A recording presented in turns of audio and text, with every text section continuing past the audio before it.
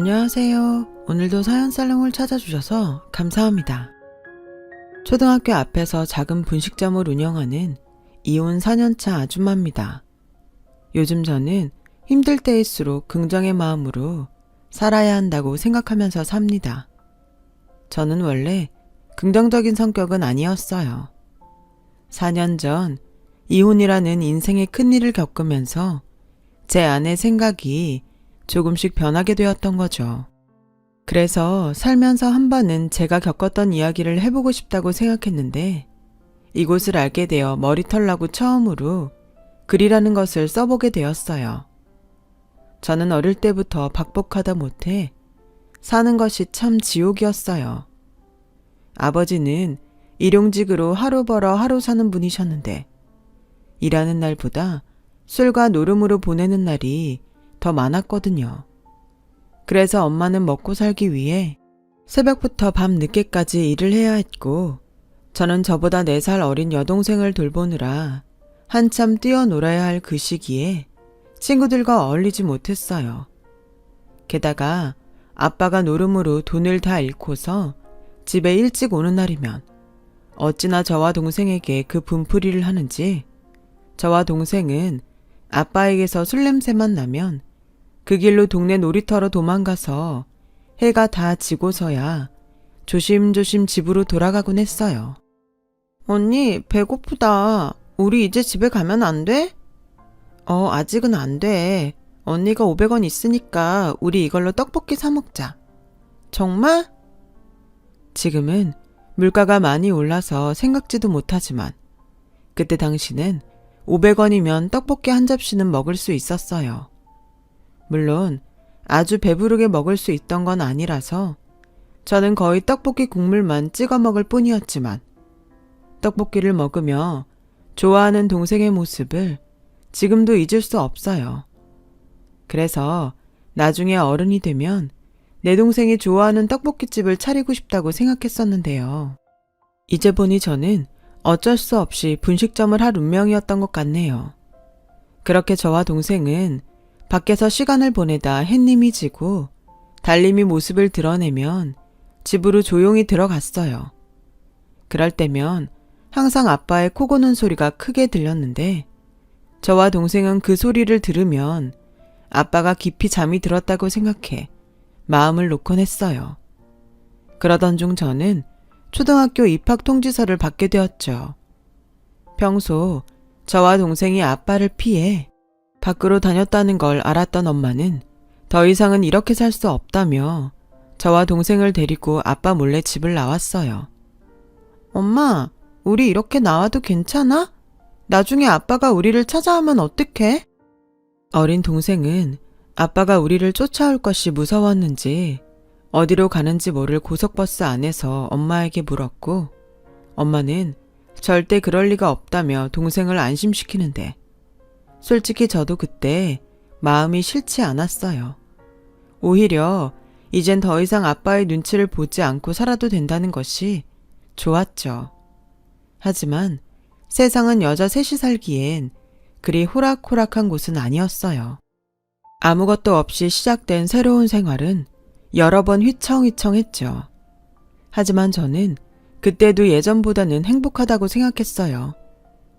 아무리 여러 번 이사를 다니고 다리가 아픈 산동네에 살아도 아빠가 없는 그곳이 저는 좋았어요. 아마 제 동생도 그랬을 거예요. 그때는 몰랐어요. 저희 자매와 다르게 모든 것을 짊어진 엄마는 힘이 들었을 거라는 걸요. 그래도 열심히 살면 길이 보이는지 수년이 지나 제가 초등학교 졸업을 앞두고 있을 무렵이 되자 휘청거리던 집은 그나마 살만해졌습니다. 엄마도 다니던 공장에서 자리를 잡게 되었어요. 게다가 감사하게도 저희 세 모녀를 가엾게 본 집주인 할머니는 월세 계약이 끝나도 살고 싶은 만큼 살아도 좋다고 하시며 월세도 올리지 않으셨고 그 밖에도 동네에선 저와 동생이 착하고 예쁘다며 두루두루 저희를 참 많이 도와주셨어요. 그렇게 저는 고등학생이 되었고 여동생은 초등학교 6학년이 되었어요. 저는 철이 빨리 들어 빨리 커서 엄마에게 도움이 되고 싶다고 생각하면서 실업계 고등학교에 진학을 했는데 기억에서 잊고 지냈던 아빠의 연락이 갑자기 닿았어요. 누구도 원치 않았던 연락이었는데 전화를 받은 엄마의 얼굴이 딱딱하게 굳더니 이내 엄마는 저희 자매에게 이렇게 말씀하셨어요. 은주야, 미주야, 아빠가 어제 돌아가셨대. 혹시 몰라서 엄마가 니들 할머니한테는 우리 여기 있다고 말씀을 드려놨거든. 그럼 우리 다시 예전 집으로 돌아가? 아니, 그래도 니들한테는 아빠잖아. 그래서 할머니는 장례식이라도 니들이 왔으면 좋으시겠대. 싫어. 나한테 아빠는 이미 오래전에 죽었어. 이제 와서 달라지는 것도 없는데 우리가 왜 거길 가? 엄마, 가지 말자. 은주야, 엄마도 가고 싶은 건 아니야. 하지만 우리가 가지 않으면 할머니가 많이 슬프실 것 같아. 그리고 혹여 니네 아버지가 억울하다고 구천이라도 떠들면 어떡하냐. 그러다 너희한테 해코지라도 하면 엄마는 마지막 가는 길에 인사라도 하고 온다고 생각하고 가고 싶어. 저는 엄마의 말에 화가 났어요. 그렇게 당하며 살다 도망까지 왔는데 무엇이 무서워 장례식에 간다는 건지. 하지만 제가 무슨 힘이 있나요? 엄마가 가자고 하면 갈 수밖에요. 저는 영정사진으로 오랜만에 보는 아빠를 보고 생각했어요. 절대 아빠 같은 사람이랑 결혼하지 않겠다고요. 세상에 다 아빠 같은 남자밖에 없다면 그냥 노처녀로 늙어 죽겠다고 영정사진을 무섭게 노려보며 무슨 주문을 외우는 것처럼 중얼거렸어요. 그 모습이 제 동생 눈에는 많이 무서웠나 봐요. 언니, 표정이 꼭 마녀 같아. 나도 아빠 싫어하지만 이젠 여기 없으니까 그만 싫어할래. 언니도 그러면 안 돼? 난 잊지 않을 거야. 그리고 절대 엄마처럼은 안 살 거야. 그때 왜 그런 소리를 했는지. 그냥 아빠만 미워하면 됐지. 저는 엄마가 착해 빠져서 아빠 같은 남자를 만나 그 고생을 했다고 생각했어요. 착하게 살면 복을 받는다고 했는데 아직 세상을 오래 살지 않았던 제 눈에는 착하면 오히려 이용만 당하고 불행해 보이더라고요. 그래서 저는 동생 말처럼 마녀가 될지언정 절대 엄마처럼 착하게 살지 않겠다고 다짐했어요. 그리고 고등학교를 졸업하고 바로 취업에 나가 돈을 벌기 시작했는데 그때부터는 세상 무서울 것도 없고 이제 어른이 되었다는 생각 때문인지 살면서 처음으로 사는 것이 재미있다고 생각했어요. 그러다 취업을 한 지 3년 정도가 흘렀을 때였어요. 주인 할머니가 앓고 있던 지병 때문에 돌아가시면서 저희 세 모녀는 보금자리를 떠나게 되었죠. 당시 독립을 하고 싶어 돈을 모으고 있던 저는 긴 고민 끝에 전셋방 얻는데 돈을 보태기로 했어요. 은주야, 이 돈은 그냥 받아. 언제까지 월세 생활할 수는 없잖아.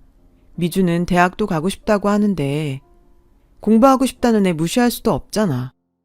그래도 엄마가 네가 번 돈을 어떻게 받니? 미안해서 엄마는 이 돈 못 받아. 또 그런다. 엄마는 진짜 착해서 탈이라니까. 그리고 내 돈이 어디 가?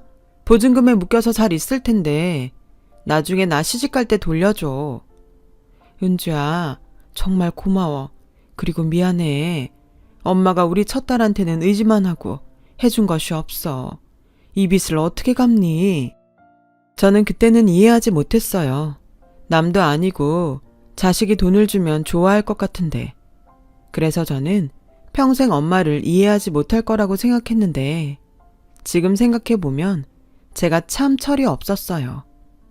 그렇게 엄마의 예쁜 마음이 하늘에 닿았는지 저는 둘도 없이 멋있고 젠틀한 남자를 만나게 되었죠. 사랑하면 눈에 콩깍지가 쓰인다고 이리 보고 저리 봐도 저희 아빠와는 완전히 다른 그 남자를 저는 참 많이 좋아했어요.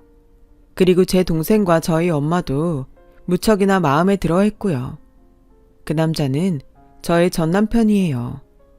저는 무엇보다 남편이 술을 입에 한 방울도 하지 못하고 화투장을 손에 쥐어본 적이 없는 사람이라 더욱 점수를 줬고 거기에 책임감까지 있으니 금상첨화가 따로 없었죠.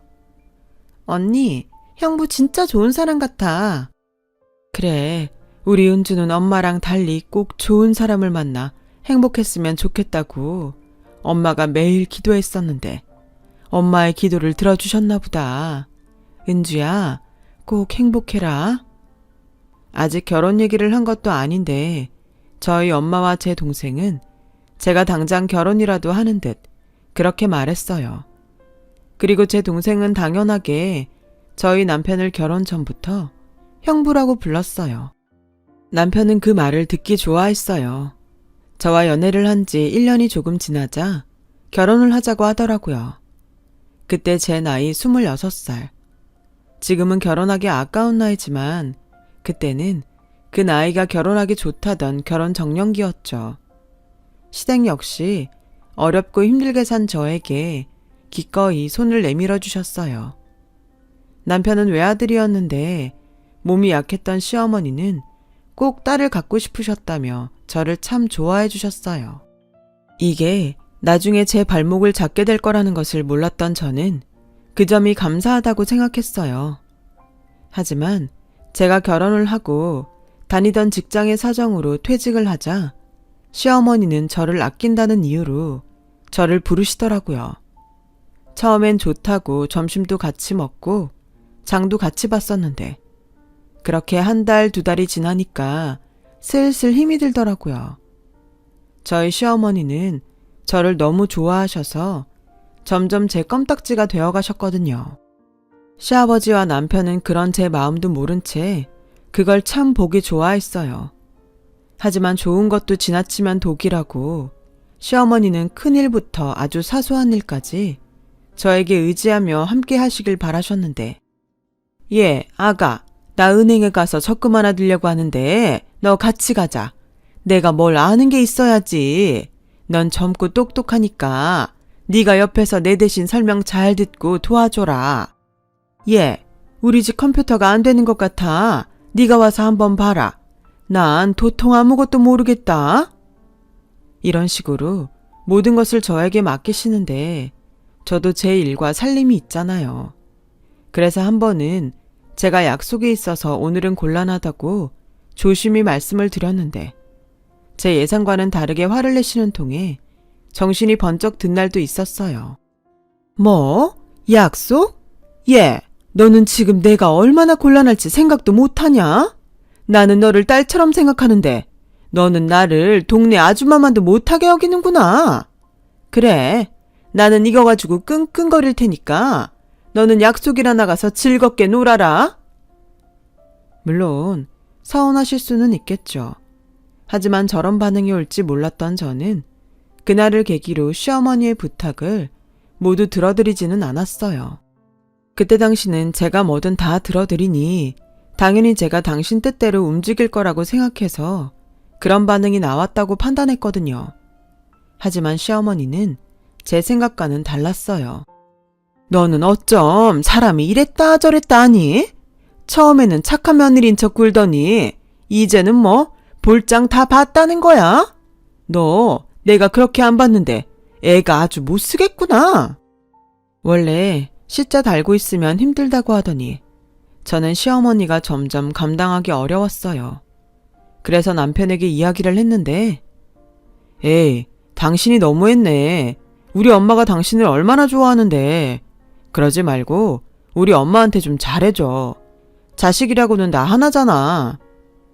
이런 반응이 돌아오니 저는 혼자 소가리를 할 수밖에 없었어요.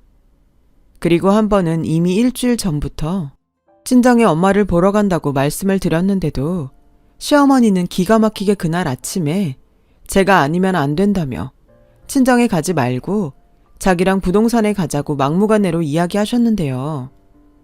어머니, 저 오늘은 친정에 간다고 미리 말씀드렸는데요. 그래, 알아. 근데 어쩌냐? 나는 오늘만 시간이 되는데. 그러지 말고 같이 가자. 내가 뭐 아는 게 있어? 친정은 다른 날 가면 되잖아. 이럴 거면 미리라도 알려주시지. 저는 다 잡은 친정 엄마와의 점심 약속을 시어머니 때문에 미룰 수밖에 없었어요. 엄마, 오늘은 못 갈 것 같아. 다음에 엄마 쉴 때 갈게. 그래, 사부인 오즈 급하시면 그러시겠니. 엄마는 신경 쓰지 말고 시어머니 잘 챙겨드려. 근데 꼭 매번 이런 식이니까 좋은 마음이 안 생겨. 사부인이 너를 그만큼 의지하고 좋아해서 그래. 미움받는 것보다야 얼마나 감사한 일이니. 엄마는 도리어 사부인께 너무 고맙다. 그러니까 네가 좀 잘해드려. 응? 알겠어, 엄마. 나 없어도 밥 꼭 잘 챙겨 먹어. 오늘 맛있는 거 먹으러 가려고 했는데. 다음에 먹으면 되지. 그럼 끊자. 저는 전화를 끊고 생각했어요. 물론 짜증도 나고 시어머니가 일부러 그러시는 것 같아 화도 났지만 저도 저희 친정엄마 말처럼 미움받는 것보다 지나치더라도 예쁨을 받는 것이 낫다고 생각했죠. 이왕 가족이 되었으니 시어머니에게 최대한 맞춰드리자고 생각했어요. 그때는 그랬어요. 자신이 있었죠. 어머니에게 예쁨 받으면서 제가 중간에서 잘 컨트롤하면 시어머니도 제 뜻대로 저를 봐주실 거라고 생각했어요. 제가 시어머니를 너무 쉽게 봤던 거였죠. 시어머니는 그날 저를 데리고 부동산에 가셔서 살고 있던 집을 내놓으시고 저희 집 코앞에 있는 집을 구하시겠다며 저를 끌고 이 집 저 집 매물을 보러 다니셨어요. 그리고 정말 엎어지면 코가 닿는다는 그런 위치의 집으로 이사를 오셨는데요. 그 뒤엔 제가 남편이랑 결혼을 했는지 시어머니와 결혼을 했는지 모를 지경이더라고요. 그래서 저도 그 즈음이면 시어머니와 속마음을 터놓을 수 있다고 생각했어요. 오래전부터 마음먹었던 이야기를 꺼내게 되었습니다. 어머니, 저 한 달에 한 번은 친정집에 다녀오려고요. 매번 미리 말씀드렸는데 갈 때마다 일이 생기는 일이 많으니 미리 알고 계시면 좋을 것 같아요. 어머, 너 출가 외인인 지금 1년에 한 번도 아니고 한 달에 한 번을 가겠다는 거야? 아무리 요즘 세상이 좋아졌다고 하지만 넌 이제 우리 집 식구야. 설마 너 친정은 핑계고 나같이 무식한 늙은이랑 있는 게 싫어서 그러냐? 저는 아니라고 몇 번을 이야기했어요. 근처까지 이사온 시어머니를 며느리가 싫어한다면서 시어머니는 혼자 거짓 울음소리까지 내가며 대성통곡을 하시는 거예요. 저는 어이가 없다 못해 황당해서 아무 말을 하지 못했는데요. 이 사실을 자기 어머니한테 들은 남편은 혀를 차며 저에게 볼멘 소리를 해댔어요. 나는 진짜 친정 타령하는 여자들 보면 이해가 가지 않았는데 어떻게 자기가 그러냐? 평소에 자기 장모님이랑 그렇게 친하지도 않잖아. 시집와서 보니 이제 없던 애틋함이 생기는 거야? 아님 정말 우리 엄마 말대로 우리 엄마가 싫어서 그래? 팔은 안으로 굽는다더니 저는 남편의 말에 콧방귀가 났어요. 아무리 제가 살갑고 애교 넘치는 딸은 아니어도 딸이 엄마 보고 싶어 하는 것은 당연한 거 아닌가요? 그걸 가지고 자기 엄마가 싫어서 그러냐니. 저는 이건 아니다 싶었어요. 그래서 정색을 하며 따져 물었죠. 이걸 유치하게 좋아하네 싫어하네로 따질 문제야? 그리고 딸이 엄마 보고 싶어 하는 건 당연한 거 아니냐고. 어머님은 아버님이라도 있지. 우리 엄마는 혼자 있잖아. 자기는 사위라는 사람이 그렇게 생각이 없냐? 뭐? 장모님이 왜 혼자야? 처제 있잖아. 지금 그걸 말이라고 하는 거야? 걔도 이제 막 회사 들어가서 외근이다 출장이다 바쁘게 사는데 동생 있으니까 나 몰라라 해도 된다고? 그럼 당신 집은 당신도 있고 아버님도 있는데 내가 왜 맨날 어머님이랑 붙어 다녀야 하는 건데? 에휴, 말을 말자. 싫으면 관둬. 우리 엄마만 불쌍하다 정말. 남편과는 결국 그렇게 대화가 되지 않았어요.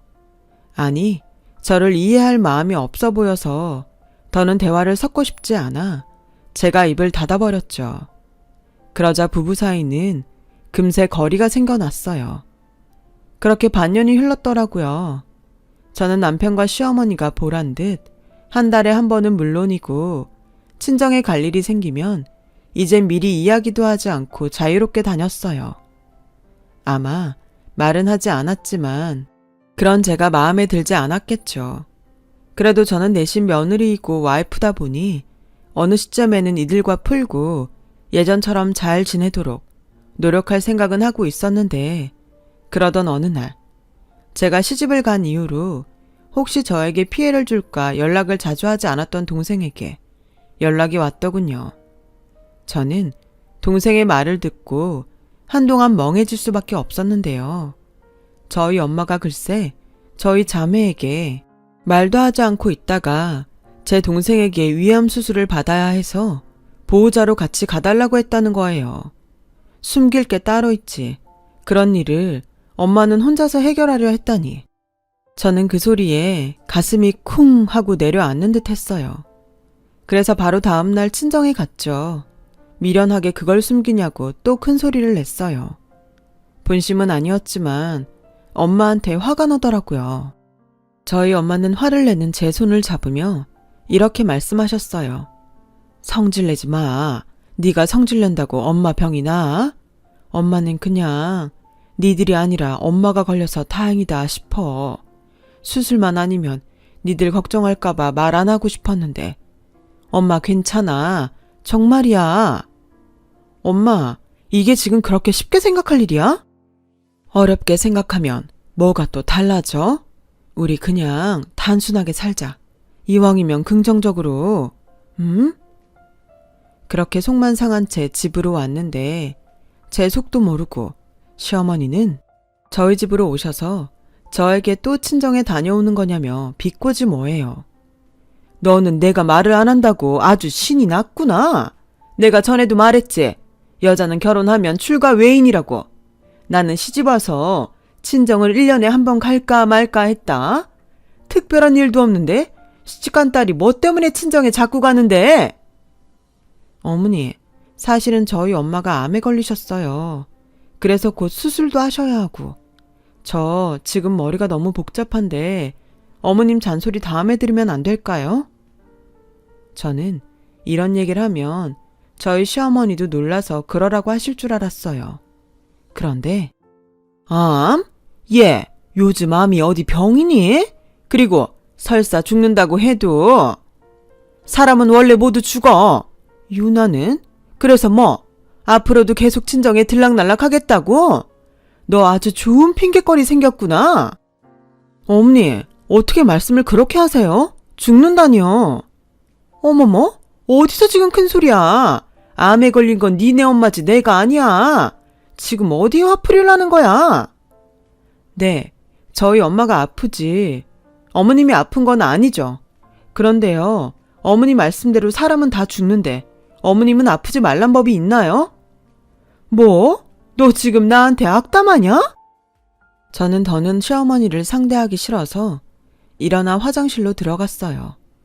그리고 들으라는 듯 한바탕 소리를 꽥 하고 질러버렸더니 곧 현관문 닫히는 소리가 들리더군요. 도망가신 거죠.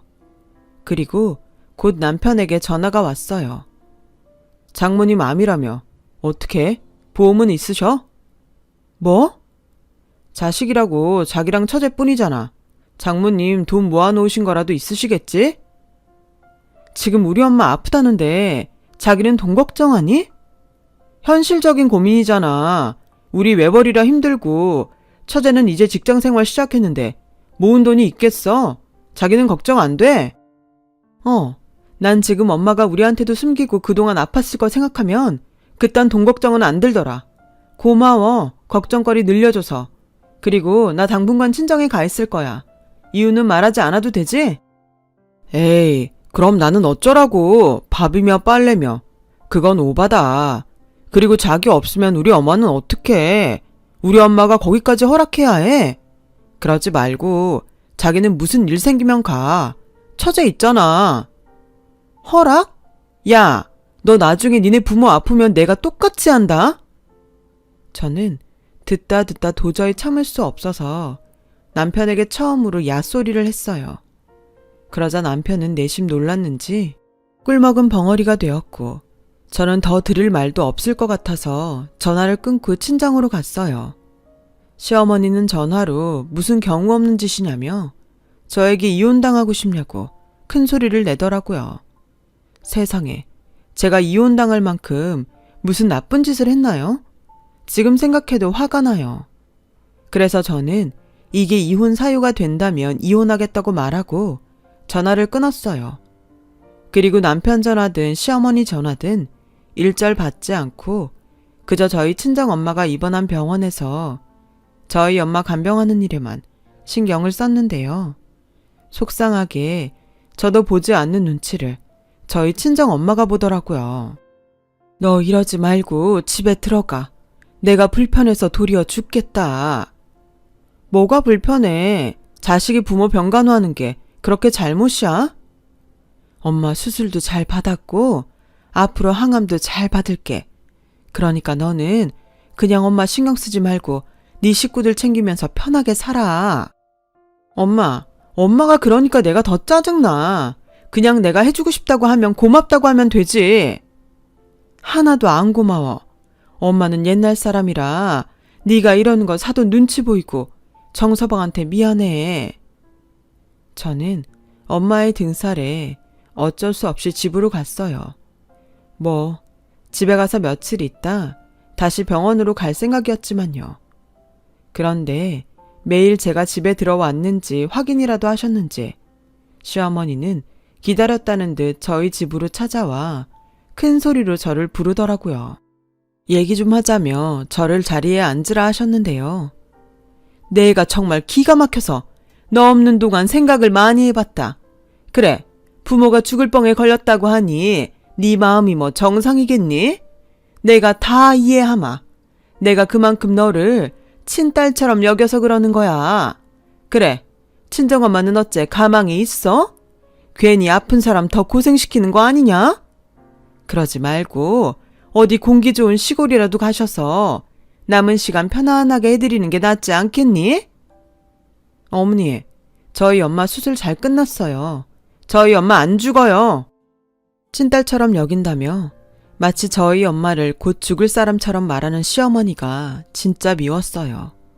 차라리 무관심하면 좋으련만. 원래 있지도 않았던 정이 모조리 떨어져서 다시 친정엄마가 계신 병원으로 갈 채비를 했습니다. 시어머니는 어이가 없다면서 계속 손으로 당신 얼굴을 부채질하더라고요. 저는 그러거나 말거나 신경 쓰지 않기로 했어요. 그리고 그날 저녁 다시 친정엄마가 있는 병원으로 갔는데 그동안 제가 있어 아파도 아픈 기색을 못한 건지 아니면 하필 제가 없던 오늘 그렇게 아픈 건지 저희 엄마는 몸을 웅크리고 식은땀을 뻘뻘 흘리며 고통스러워하고 계셨어요. 평소 엄마 성격을 너무나 잘 아는 저는 행여 저를 보면 다시 아프지 않은 척 아픈 것도 숨길까봐 병실에 들어가지도 못하고 복도에서 쪼그리고 앉아서 한참을 울었어요. 그리고 저도 모르게 불쌍하고 착한 우리 엄마, 제발 살려달라고 난생 처음 기도라는 것을 하는 저를 발견했죠. 사람이 간절히 바라는 것이 있으면 지푸라기라도 잡고 싶다더니 제가 딱 그랬죠. 저희 엄마는 원래도 아파도 잘 참는 사람이었어요. 미련하게 약을 먹거나 병원에 가는 법이 없는 사람이었는데 그래서 저렇게 병을 키우지 않았나. 저도 제 속만 끓였습니다. 하루는 얼마나 고통스러운지 제가 옆에 있는데도 아픈 걸 숨기지 못하고 연거푸 구토를 하며 거의 탈진을 하셨는데 그때 처음으로 저에게 이렇게 말씀하셨어요. 은주야, 엄마 너무 아프다. 이렇게 아픈 건 태어나서 처음이야. 계속 이렇게 아파야 한다면 엄마는 그냥 죽고 싶다. 그게 무슨 소리야, 엄마. 긍정적으로 생각하자며. 저는 지금도 그 말을 하던 엄마의 표정을 잊을 수가 없어요. 그리고 왜 우리 엄마는 이렇게 힘들게 살아야만 하는지 화가 치밀어 올랐는데 참고 견디는 것 외에는 그 어떤 방법도 없었어요. 그저 이젠 많이 야위어서 제 손보다 작아진 엄마의 손을 잡아줄 뿐이었죠. 그 후 저는 여동생과 교대로 엄마 간호를 하며 정성을 쏟았어요. 저희 자매가 힘든 만큼 저희 엄마가 낫는다는 이상한 최면을 걸며 누구 할 것도 없이 저와 동생은 한마음으로 그저 엄마가 살기를 바라고 또 바랬죠. 그렇게 힘든 항암을 끝냈어요. 다행히 항암이 효과를 발휘하는지 엄마는 점차 회복하게 되었습니다. 예전의 건강한 모습으로 돌아가는데 꼬박 3년이 걸렸네요. 남편이 걱정하던 병원비도 엄마가 다행히 보험이 있어 어느 정도는 해결이 되었고, 제 동생이 제가 걱정할까봐 대출까지 받아 중간 정산을 해놔서 정말이지 부끄럽게도 제가 안 건 아무것도 없었어요.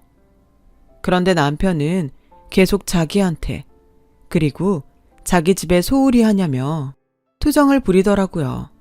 시어머니는 제가 친정엄마 돌보느라 병원에 다녀서 애도 생기지 않는 거라며 저를 괴롭히는데, 이 정도로 사람이 물리니 차라리 애가 없을 때 이혼을 하는 것이 낫지 않을까 생각하게 되더라고요.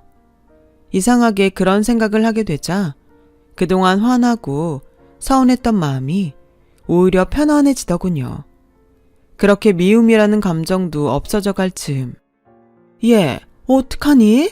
네 시아버지가 간암이란다. 이를 어째? 아유. 어머니, 요즘 암이 병인가요? 그리고 죽을 병이라고 해도 사람은 모두 결국엔 죽잖아요. 뭐야? 너 지금 풀란집에 부채질하냐? 왜요? 저는 어머님이 저한테 해주셨던 말씀 그대로 하는 건데, 덕분에 저희 엄마는 수술 잘 받고 항암도 잘 끝나셔서 이젠 많이 좋아지셨잖아요. 너 지금 일부러 그러는 거지? 네. 근데 저는 가망은 있냐고 묻진 않았어요. 정말 그 말까지 하면 천벌받을 것 같아서요. 야, 너 그러는 거 아니다. 그리고 너는 시집 왔으면 우리 집 사람인데 엄마 니네 집에 정성 쏟지 말고 이제부터는 니네 엄마한테 그랬듯 네 시아버지한테도 똑같이 병시중 들어. 알겠어? 저는 자식인 남편도 있는데 제가 왜 그래야 하냐고 말하려고 했어요. 그런데 제가 그런 소리를 할 줄 알았는지 시어머니는 당신 말만 하고는 도망치듯 또 자리를 피하셨어요. 그렇게 저한테 껌딱지처럼 들러붙더니 제가 뭐라고 할까봐 저를 몰래 피해 다니시는 거 있죠. 그리고 그 후 시댁을 포함한 저희 집은 거의 초상집과 같은 분위기가 되었어요. 남편이 자기 아버지 불쌍하다며 울먹울먹 하는데 예전에 저희 엄마 아플 때 남편이 했던 모든 것들이 떠오르고 저는 어쩐지 고소한 면도 있더군요.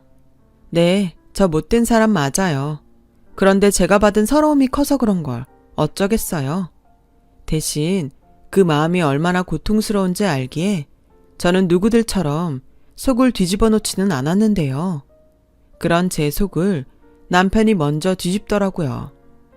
자기야, 병원에 챙길 짐 다 쌌어? 내가 내일 출근하는 길에 데려다 줄까? 무슨 짐을 싸? 내가 왜?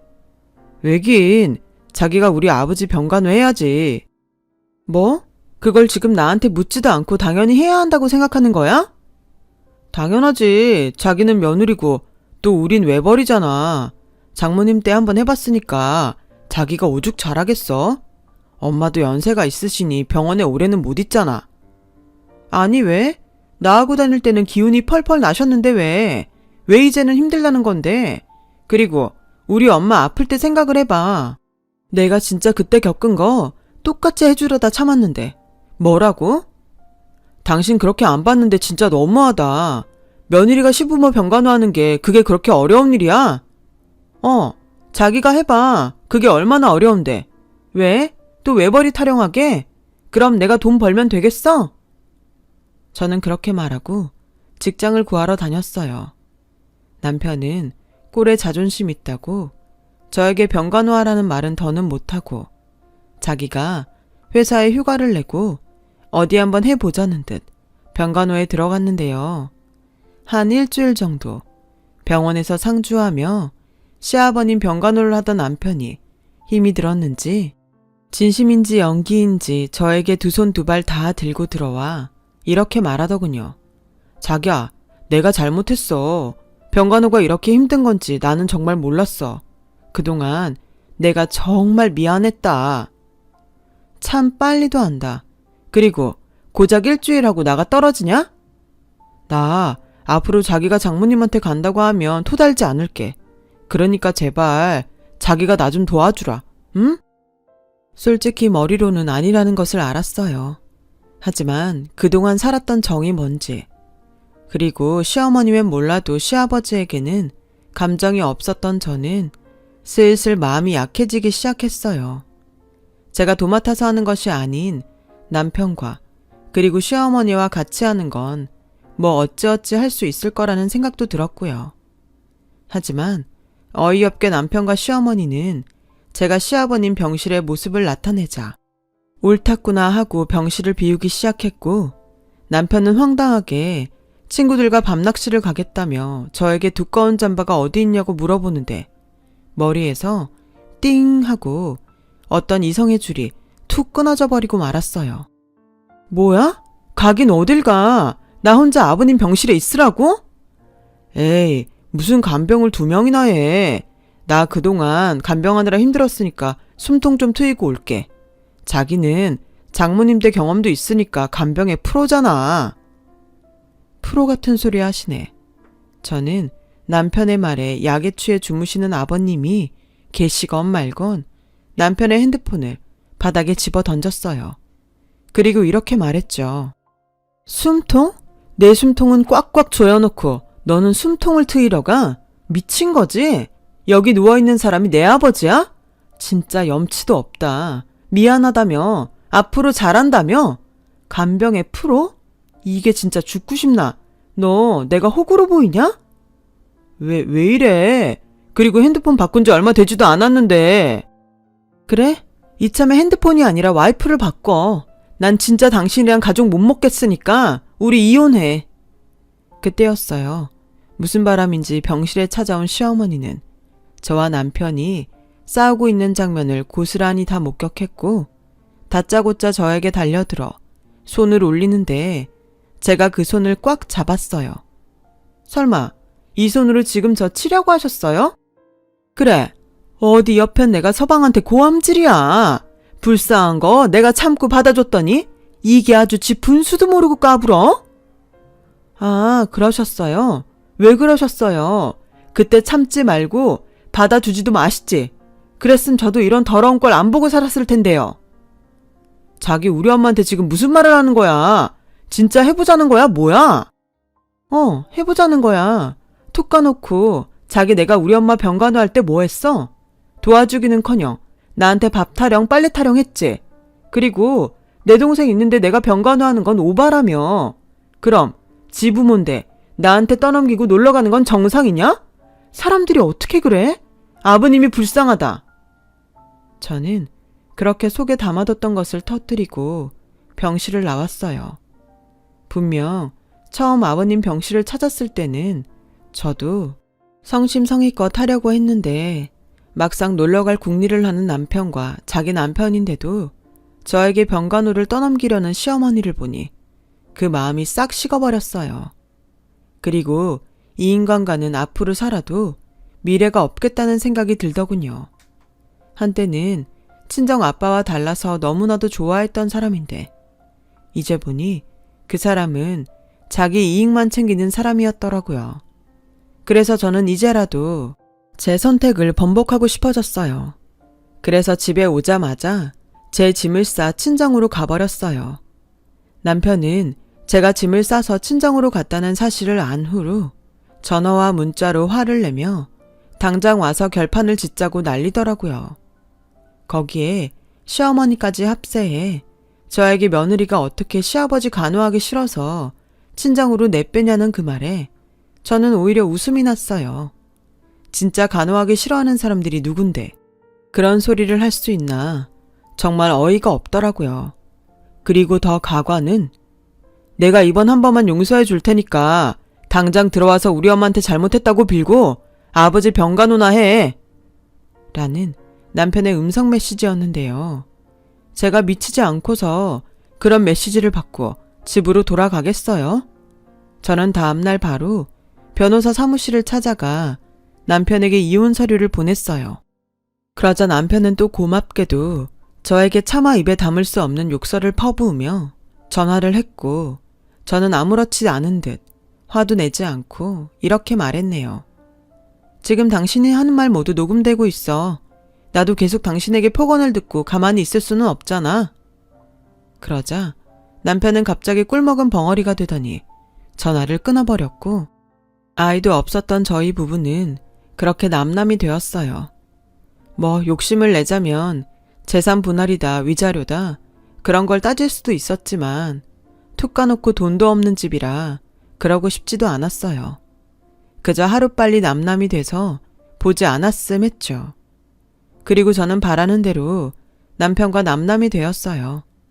다행히 결혼 전부터 묶어놓은 펀드며 적금이 있었고, 또 그동안 다녔던 회사에 퇴직금까지 있으니 사실 이혼하면서 돈 걱정은 되지 않았고요. 그리하여 저는 그 돈으로 학교 앞에 작은 가게를 얻어 지금의 분식점을 열게 되었어요. 남편이 외벌이 타령할 때마다 장사할 생각이 있어서 혼자 꾸준히 레시피도 개발하고 있었는데 이번이 기회인 듯 싶었죠. 물론 장사를 시작하고 한 3개월은 수입보다 지출이 더 많았어요. 하지만 첫 술에 배부를 수 없다고 생각하고 꾸준히 노력했습니다. 이젠 저에겐 없으면 큰일 날 정도로 너무나도 소중한 곳이 되었어요. 이런 말을 제가 하기는 좀 부끄러운데 가게가 제법 잘 되거든요. 솔직히 남편이 벌어오는 수입보다는 훨씬 좋아요. 그렇게 돈도 벌고, 또 어릴 때 제 동생처럼 아이들이 찾아와 맛있다고 떡볶이를 먹어주니 이 이상 어떻게 더 좋을 수가 있겠어요.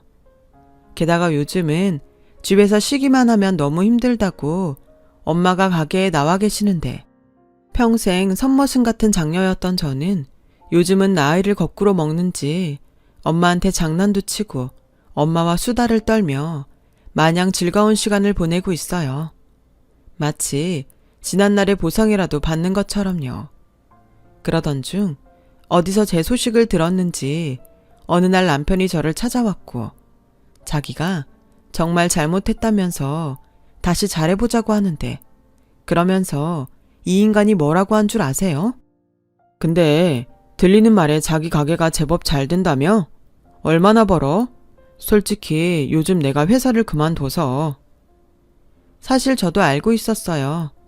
저도 지인들에게 시어머니가 결국엔 당신 남편 병간호를 하다 병이 나 병원에 입원했고, 졸지에 부모님 모두를 간병해야 했던 남편은 회사 일도 제대로 하지 못해서 계속 휴가를 쓰다 결국 회사에서 근무 태만으로 권고사직을 당했다고 들었죠.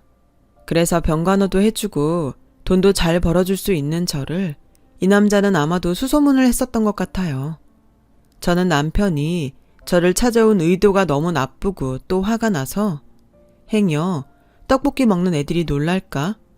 남편에게 잠깐 가게 밖으로 나오라고 하고 손에 움켜쥐고 있던 소금을 남편 얼굴에 사정없이 뿌리면서 이렇게 말했어요. 당장 꺼져. 내가 미쳤니? 그러게 있을 때 잘해야지. 에이, 그래도 그렇지 사람한테 소금을 뿌리냐. 그리고 이 가게 차린 돈 그거 나랑 나눠 써야 하는 거 아냐? 웃기고 있네. 이 가게 차린 돈에 네 돈은 10원 한 장 없거든? 그걸 내가 어떻게 믿어? 그래? 그럼 법으로 해. 난 증거도 있고 떳떳하니까. 그리고 다신 찾아오지 마. 또 찾아오면 내가 아주 여기 사람들 보라고 큰 소리로 네가 나한테 한 짓거리들 떠들어 줄 테니까. 지가 감히 어떻게 여길 와? 우리 엄마도 있는데 당장 꺼져. 남편은 그렇게 소금을 뒤집어 쓰고 씩씩거리며 도망치듯 사라졌어요. 그리고 며칠 후 들려온 소식에 남편은 자기 부모 병간호가 너무 힘들다며 입원한 부모도 버리고 잠수를 타버렸다는데, 참, 저런 사람을 남편이라고 함께 살았다고 생각하니 아찔했던 거 있죠. 그리고 저는 신기할 정도로 이혼하고 일이 술술 잘 풀리기 시작했어요. 남편이 그렇게 가고 신기하게 제가 운영하는 분식점에 체인을 내고 싶다는 사람들이 왕왕 찾아와 문의를 하는데 처음 겪는 일이라 얼떨떨했죠. 그리고 또 암으로 고생하던 저희 엄마는 저희 자매가 매일 소망했던 완치 판정을 받으셨어요. 그것도 부족해서 제 동생이 회사에서 연이어 승진을 해서 그야말로 저희 집에는 복이 눈덩이처럼 굴러왔어요. 앞으로도 더도 말고 덜도 말고 딱 지금처럼만 살 수 있다면 얼마나 좋을까요?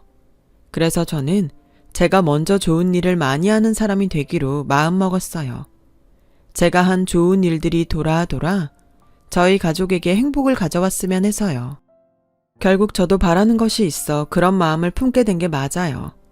그런데 어느 날 저희 엄마는 그런 저의 손을 잡으며 이런 말씀을 해주셨는데요. 착한 우리 딸, 그동안 성실하게 잘 살아서 하늘에서 복을 주나 보다. 내가 착해? 에이, 착하지. 엄마는 다 알아. 세상에서 우리 첫째 딸이 가장 착하다는 걸. 말은 틱틱거리게 해도 속은 물러서 다 들어주잖아. 엄마는 진작부터 알고 있었어. 그래서 결혼하고 꼭 행복하길 바랬었는데. 엄마, 그 얘기는 이제 하지 마. 엄마도 그렇고 나도 결국엔 행복해지려고 다른 선택을 했잖아. 난 지금이 너무 좋아. 그래, 엄마는 네가 좋으면 그게 뭐든 다 좋아. 그러니까 어디서든 어떤 경우든 은주야. 꼭 지금처럼 행복해. 알았지? 저는 엄마에게 웃으며 그러겠다고 약속을 했어요. 약속까지 했으니 어쩌겠어요. 꼭 행복해야죠. 그래서 저는 행복하기 위해 매일매일 성실하게 살고 있습니다. 아니, 성실하게 사니 저절로 행복이 찾아오더라고요. 열심히 살다 보면 행복은 이미 여러분의 곁에 있습니다. 다들 힘내서 기운차게 살아보자고요. 지금까지 저희 이야기 들어주셔서 감사합니다. 여러분, 사연 댓글에 응원과 현명한 조언 부탁드려요. 좋아요와 구독은 저에게 큰 힘이 됩니다. 오늘도 좋은 일 가득하세요.